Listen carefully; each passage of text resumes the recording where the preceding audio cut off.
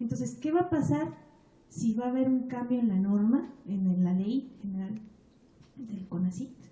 Y también preguntarle con respecto a los jóvenes becarios. Usted ya nos explicó, es un programa que va a seguir, pero en el caso concreto de los más de 7,000 jóvenes becarios que están en el extranjero, usted nos dice, lo vamos a revisar, a pensar bien, a ver que de verdad sean jóvenes que se nos vayan a formar en cosas que nosotros no podemos formarlos acá. ¿Qué certidumbre le da usted a los jovencitos que a lo mejor ya están estudiando por allá una maestría y se quieren quedar al doctorado? Y saber, ¿no? ¿Cuándo van a estar estas nuevas reglas del juego? ¿Cómo van a poderlo saber? Y por último, ahora que han venido los científicos a expresar sus preocupaciones, a mí sí que me gustaría saber si esto es posible. Cuando ustedes hagan el análisis de estos 5,000 proyectos, y que por favor también hagan transparente a la sociedad qué fue lo que pasó, porque es muy grave lo que usted nos está narrando, porque de una manera o de otra a mí me surgió la palabra que hubo corrupción.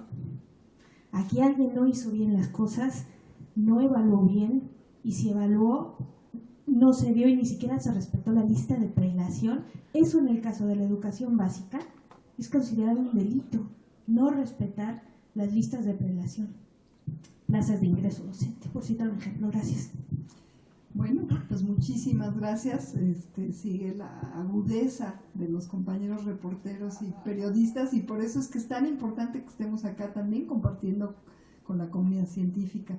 La respuesta corta a la primera pregunta es sí.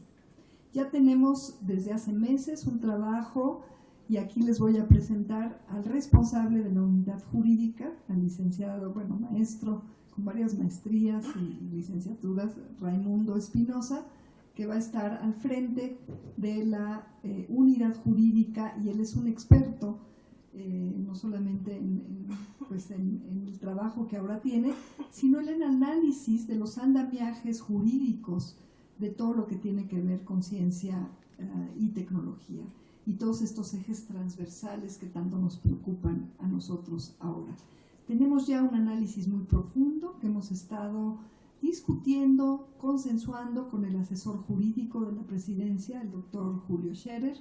Él ha hecho una primera aprobación con estos 2 meses de ya servicio público. Hemos integrado una experiencia y conocimiento que nos ha permitido detallar algunos de estos puntos, pero también se ha estado trabajando en colaboración muy estrecha con propuestas que tienen los propios diputados, la propia Comisión de Ciencia y Tecnología de la Cámara de Diputados o la Comisión de Ciencia y Tecnología de la Cámara de Senadores. Nos ha sorprendido la convergencia en muchos puntos. Ellos nos han mostrado algunas propuestas que son sumamente convergentes, y hemos ido ahí alineando, discutiendo, y justamente de frente al Programa Nacional de Desarrollo, al PCITI, esta, como bien marcas, es una estrategia importante, tener un marco jurídico congruente, unas leyes orgánicas congruentes, e inclusive reglamentos, si es necesario, congruentes con los objetivos que tenemos. Es una de las estrategias importantes y a la vez de las metas que se van a traducir en la permanencia de algunas de estas propuestas.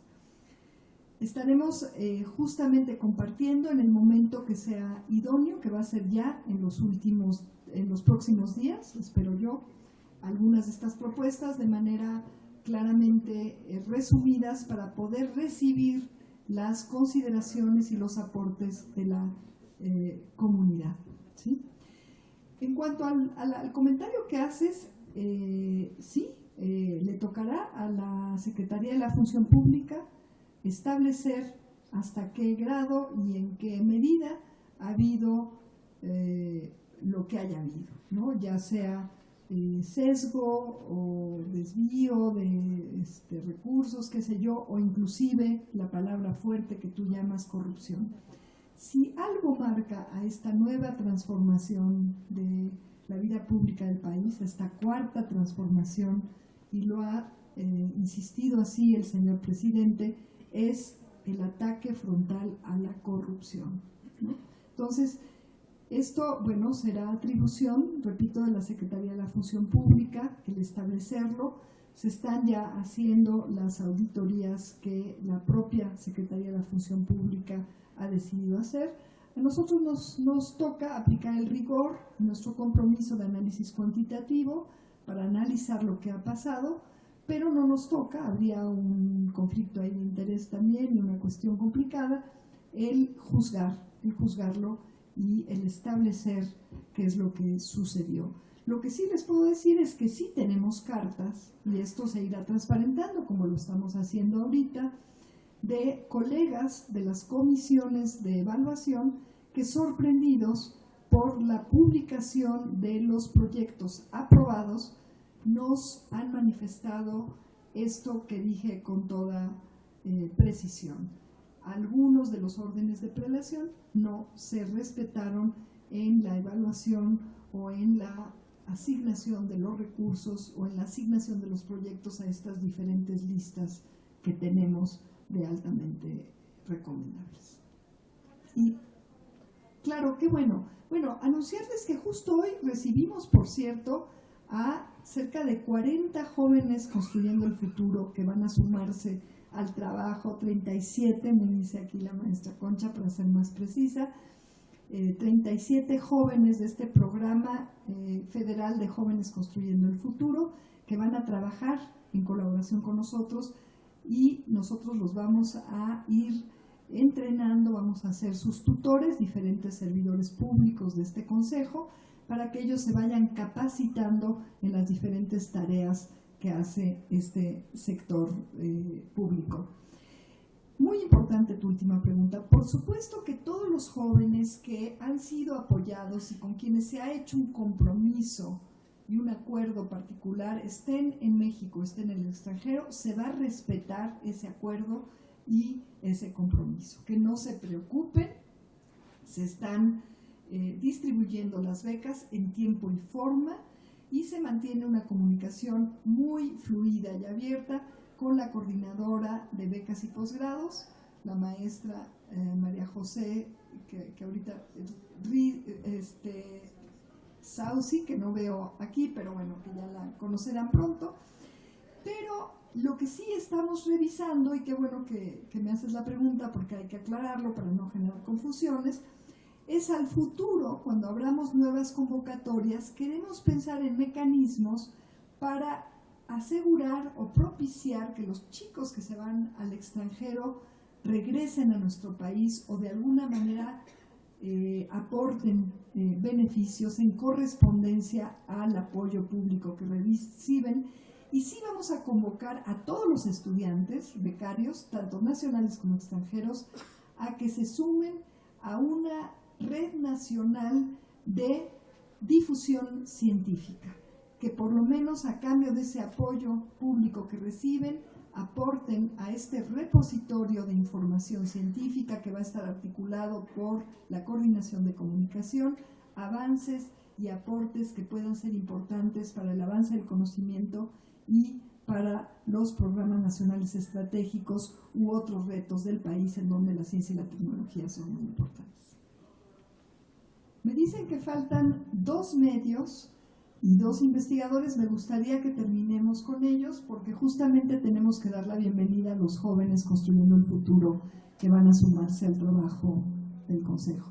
Entonces, hay 2 medios. Sí, gracias. Buenas tardes. Ya que comentaba sobre el Sistema Nacional de Investigadores, quisiera preguntarle, se comentaba la intención de desaparecerlo. ¿Esto es verdad o es mentira? Y también el programa de cátedras de CONACYT. Y por otro lado, justo sobre estos jóvenes que están becados en el extranjero, ¿se ha identificado entonces que no regresan al país a aportar parte del conocimiento catirero? Gracias. Mira, empiezo por la primera. La respuesta corta es no. No se va a desaparecer el Sistema Nacional de Investigadores. Estamos por sacar a finales de este mes la nueva convocatoria en tiempo y forma. Lo que vamos a pedir es que, por lo pronto, en lo que podemos hacer, porque hay todo un vericueto para poder hacer modificaciones a su reglamento, cosa que es muy interesante, porque quiere decir que pues hay ciertos actores que tienen un qué decir casi permanente ahí, o por lo menos muy difícil de modificar en el reglamento del Sistema Nacional de Investigadores. Pero leyendo el reglamento, la doctora Carmen de la Pesa me dice, bueno, lo primero que hay que pedir es que se respete el reglamento del Sistema Nacional de Investigadores. Ese es el primer cambio que vamos a hacer en esta nueva convocatoria. Vamos a pedir a las comisiones que también se van a adecuar, por ejemplo, a la diversidad de trabajo en ciencias sociales, a la posibilidad de que colegas que hacen ciencias multi o interdisciplinarias puedan ser evaluadas con pertinencia. Entonces va a haber una comisión de ciencias inter y multidisciplinarias y una mayor pertinencia en los evaluadores en los proyectos de ciencias sociales y humanidades, que generalmente son aglutinados, y luego tenemos a un psicólogo evaluando a historiadores, a filósofos, en fin. Y sobre todo exigir que se respete a cabalidad y que no haya sesgos y que haya transparencia en los criterios de todas las comisiones hacia los colegas en términos de el respeto del reglamento del Sistema Nacional de Investigadores. Los invito a que lo lean con mucho cuidado, ¿no? Y eso va a responder muchas dudas. Y me fascina porque con sus preguntas se ha completado todos los detalles del Consejo. Entonces, bueno, los felicito porque se ve que conocen muy bien y esto hace una conversación muy rica y muy completa y muy sustanciosa. El programa de cátedras CONACYT creo que cumplió una función que hasta cierto punto es virtuosa, que es atender una demanda de muchísimos investigadores jóvenes sin trabajo. Pero la atendió de una manera parchada e insostenible. Hoy tenemos colgada de la nómina servicios personales de CONACYT, que hace ver al CONACYT como una supraestructura, cuando realmente tiene una estructura muy pequeñita en comparación a otros sectores. Tenemos una estructura realmente pequeña y ahora va a estar más consolidada, gigantesca, porque tenemos 1.500 catedráticos colgados de la nómina de CONACYT. Esa es una primera cosa rara, por llamarlo de una manera suavecita, ¿no? Eso tiene que cambiar. Y luego es resolver a medias un gran problema, que es cómo y por qué se genera esta gran comunidad de científicos y no tenemos resuelto el problema de la disponibilidad de trabajos y cómo se articula esta capacidad para el avance del conocimiento y para el beneficio nacional. Entonces, eso requiere el replantearse este proyecto a fondo. Otra vez, no vamos a interrumpir los acuerdos, vamos a hacer honor a los compromisos, vamos a revisar con mucho cuidado que se cumplan, porque eso también ha estado pasando, pero no se van a abrir nuevas plazas de jóvenes, de catedráticos, sino que vamos a tratar de hacer propuestas mucho más sustantivas y sustentables a futuro en colaboración con, otra vez, otras entidades del servicio público, como es la Secretaría de Educación Pública y también los institutos de salud, que requieren de muchos científicos para resolver y entender muchos de los problemas de salud pública, de atención de enfermedades en diferentes niveles de atención de salud, etcétera, etcétera, ¿no? Creo que había otra pregunta. Mira, por ahí tenemos una estadística que me preocupa mucho, que tengo que todavía confirmar, que indica que del 100% de los estudiantes que se apoyan para ir al extranjero, solamente alrededor del 20% terminan su ciclo. Entonces ya eso denota ahí algo que hay que revisar. Tengo que checar ese dato. Les aviso que está susceptible, ahí, si le pongo límites de confianza va a sonar ridículo, ¿no?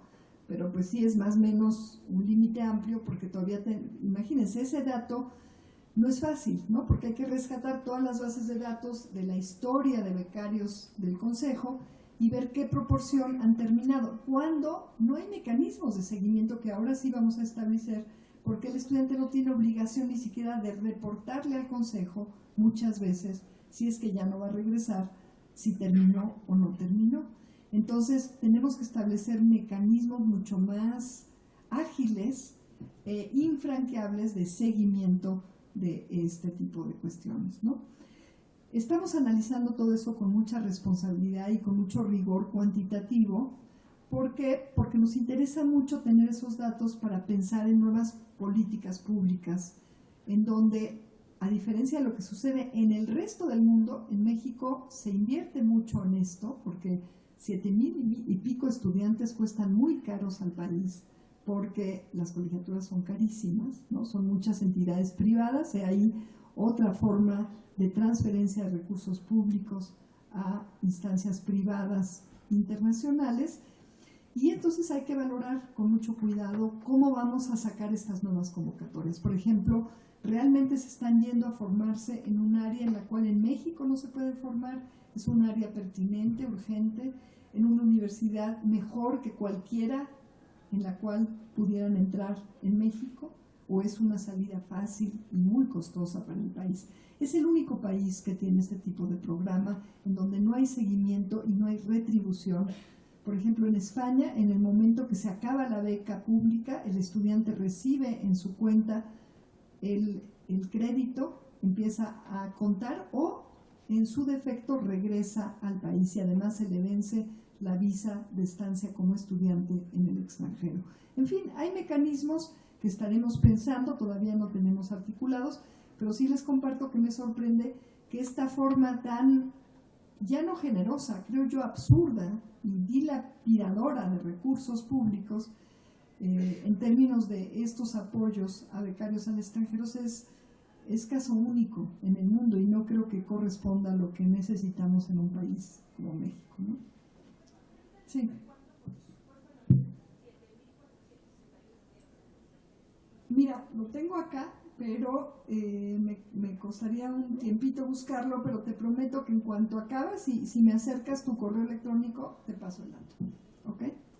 Gracias. Bueno, ya por último, de las preguntas de los medios, más allá de celebrar la comunión, esta apertura, pues, de juntarnos a unos y a otros, efectivamente es castigadora con el tiempo, pero se celebra esta apertura.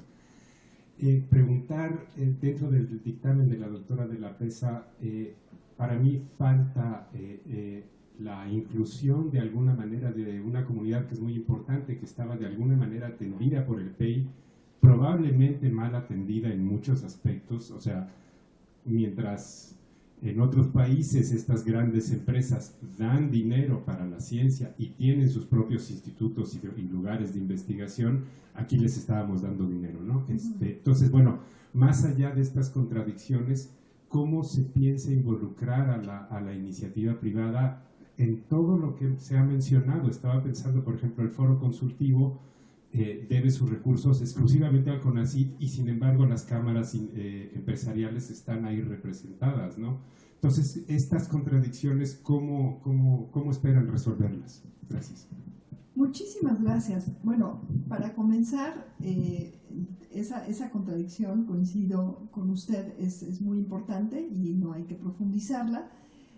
Tenemos en los programas nacionales estratégicos algunos programas nacionales estratégicos eminentemente tecnológicos que van dirigidos a convocar al sector empresarial, sobre todo al sector de micro, inclusive nano, que puede ser una persona, micro y pequeñas empresas capaces de hacer frente a estos retos, con apoyos diversos como mercados seguros, como incentivos fiscales, y acercándoles muchos recursos públicos, mucho más valiosos que los líquidos, que implican el acercar la capacidad de colocarles para generar ya una instancia de escalamiento industrial o de aprovechamiento económico productivo a las capacidades científicas de las universidades públicas, que son gigantescas, pero en un, como le llaman, ecosistema de innovación social, sobre todo. Y acercándoles también la articulación que ya estamos empezando a hacer con programas similares y capacidades de entidades europeas, por ejemplo, o de otros lados del mundo, no necesariamente europeas. Por ejemplo, nos interesa muchísimo la colaboración con Cuba en temas de biotecnología médica, por el liderazgo que tienen, a pesar de ser una pequeñita isla con una comunidad científica mucho menor que la nuestra, con Brasil en otros temas, en fin. Entonces vamos a diversificar esta cooperación internacional también para suplir las capacidades de escalamiento que no tengamos todavía en las industrias nacionales, pero con el compromiso de dejar aquí esas capacidades. Y también de acudir a acuerdos internacionales como el Acuerdo de París, que plantea justamente el apoyar a países que no tienen esas capacidades para que los países que sí las tienen se las transfieran y las dejen instaladas en las naciones. Entonces vamos a estar haciendo este trabajo de articulación y de beneficio o apoyo directo a estas nano, micro y pequeñas empresas, sobre todo nacionales, y que seriamente están comprometidas con aumentar su productividad con base científica y tecnológica en beneficio de los retos más urgentes y estratégicos de atender de este país. Eso es un resumen. Van a estar, repito, focalizadas estas demandas y estas posibilidades de articulación y de apoyo directo a estos empresarios desde la Dirección Adjunta de Desarrollo Científico, porque algunas de estas demandas van a ser transversales, por ejemplo, a todos los programas nacionales estratégicos de salud, o las que tienen que ver con empresas de información o de tecnologías inteligentes y de cómputo, y algunas que están muy consolidadas y que ya estamos perfilando en dos de los ramos principales que se van a apoyar: energías limpias, eficiencia en el uso de las energías de hidrocarburos. Todo esto muy acordado y obviamente con los mandatos de la titular de la Secretaría de Energía y de su equipo de esta Secretaría. Y el segundo es en salud, de la misma manera, bajo el mandato de políticas públicas y articulación muy estrecha con mi colega investigador, el doctor Jorge Alcocer, quien es también, bueno, era hasta hace 2 meses, investigador también en funciones, activo en uno de los institutos de investigación